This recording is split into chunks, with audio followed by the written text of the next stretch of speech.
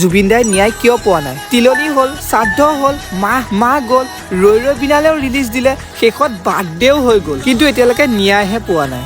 আনকি CMও কৈছে যে জুবিন দাক মাৰ্ডাৰ কৰা হৈছে। ভাবকচোন, এজন CMে এটা সাধাৰণ কথা ক'বলৈ বহুত কথা ভাবি ল'ব লগা হয়। তেনেস্থলত মাৰ্ডাৰ বুলি কোৱা পাছতো কিয় ৰাইজে প্ৰতিবাদ কৰা নাই? প্ৰতিবাদ কৰিছে, নিশ্চয় কৰিছে, কিন্তু আগৰ হাৰত জানো কৰিছে? সঁচাকৈ পাব্লিকৰ মাথা বহুত শ্বৰ্ট হয়। প্ৰথমতে জোৰদাৰ দি সকলো ওলাই আহে, কিন্তু শেষলৈ নাইকিয়া হৈ যায়। কিন্তু আমি জুবিন দাৰ ক্ষেত্ৰত সেইটো হ'ব নিদিওঁ। আচলতে ভগৱান আছিল জুবিন দা, যেনেকৈ কৈছিল তেনেকৈ হৈ গ'ল। জুবিন দাই কৈছিল যে ৰৈ বিনালেখন চালেই হৈ গ'ল, বেলেগকৈ কান্দিব নালাগে। সঁচাকে দেই, সকলোৱে ৰাজপথলৈ ওলাই আহিব নোৱাৰে, সেইবাবে যোনে যেনেকে পাৰে জুবিন দাৰ ন্যায়ৰ ক্ষেত্ৰত মাত মাতি যাব। শেষত এটাই কম, নৰেন্দ্ৰ মোদীৰ 10 মিলিয়নৰ ওপৰত হেছটেগ আছে, জুবিন দাৰ মাত্ৰ 5 মিলিয়নহে হৈছে। আৰু লাগিব, সকলোৱে লিখিব #জাষ্টিছ ফৰ জুবিন গাৰ্গ।